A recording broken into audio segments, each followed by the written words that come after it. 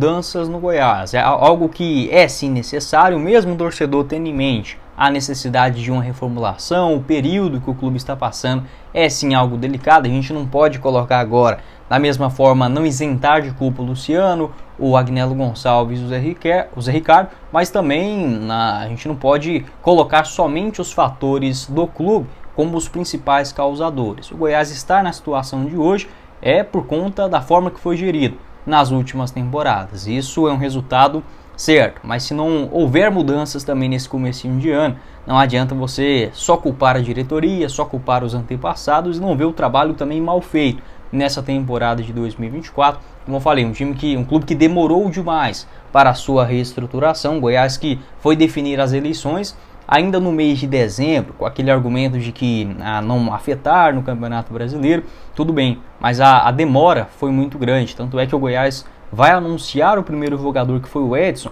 em janeiro desse ano. Então, enquanto os clubes já estavam movimentando em meados de outubro, novembro e dezembro, o Goiás ainda parado nesse aspecto de reuniões, diretoria, CEO, um novo estatuto.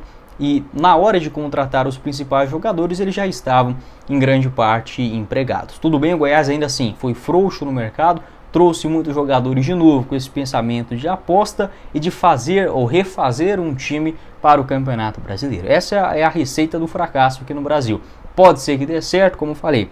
Na Série B, o Goiás que tem uma camisa pesada. Se fosse na Série A, eu já dava o rebaixamento nesse momento como certo, tá? Mas na Série B não, porque em termos de acesso, tá? Acho que o Goiás pode sim subir, porque tem um dinheiro relativamente alto em relação aos seus adversários e também tem a tradição, né, de conseguir, por exemplo, façanhas na segunda divisão do Brasileiro, como foi em 2021, né, onde o Goiás adotou essa estratégia, naquele momento muito mais por necessidade, nesse ano por falta de planejamento, fazendo as coisas às pressas e também decisões erradas, faz um time que pelo menos 10, 15 jogadores deixarão o Goiás até o começo do Brasileirão e duvido que pelo menos 5 bons cheguem, tá?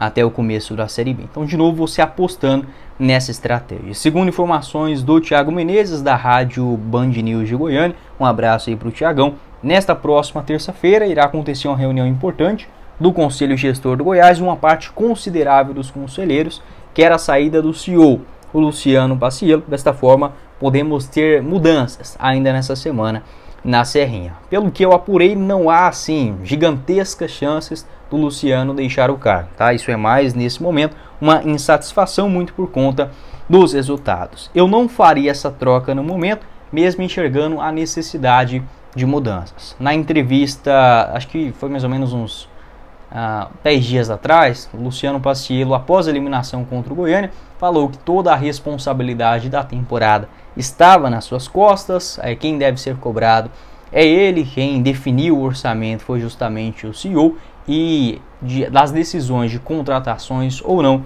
também passando sobre ele. É difícil a gente acreditar, mas eu quero acreditar no que disse aí do Luciano Paciello. Desta maneira, o principal responsável seria justamente ele, na montagem do elenco, nas decisões, principalmente, né, nesse aspecto dentro de campo. Não acho que o Luciano tinha que responder sobre perguntas futebolísticas, até porque ele não é desta área 100% falando, né? Quem contrata, quem entende do mercado, ou deveria entender, é o Agnello Gonçalves. O Luciano Paciello é a mesma coisa de você contratar um executivo da Brahma para gerir o Goiás.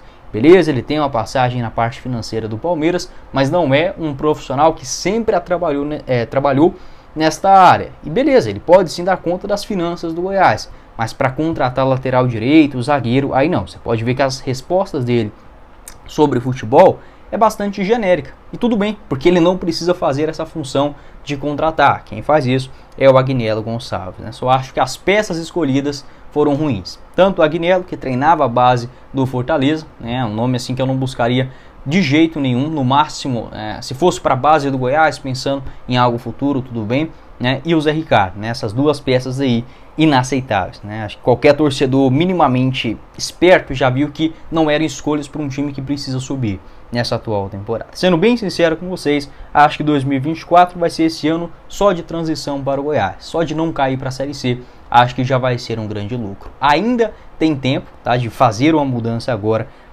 antes do começo da Série B, contratar mais jogadores, o Goiás tem esse dinheiro, né? O Luciano, na própria apresentação, falou que o Goiás tinha 50 milhões de reais para o time profissional, 50 milhões para o futebol, 43 para o time profissional, o restante para a base. Isso dá uma folha de quase 3 bilhões e meio de reais por mês, considerando também um 13º. Então, para um Goiás que não tem cultura de contratar jogador fazendo compensação financeira, hoje a folha, segundo Paulo Massad, da Rádio Band News de Goiânia, é só de 1,5 milhão de reais. Então, as decisões são erradas. Assim, o torcedor ele vai acreditar que quem comanda tudo no Goiás hoje é o Luciano Pacciello? Não tem como. O torcedor não está errado, porque o Goiás ele foi gerido de uma forma há vários anos. Na entrevista que deu o Luciano, ele garantiu que todas as decisões são da sua responsabilidade. Eu não faria de novo uma mudança como essa, porque aí sim seria o Goiás recomeçar da estaca zero novamente.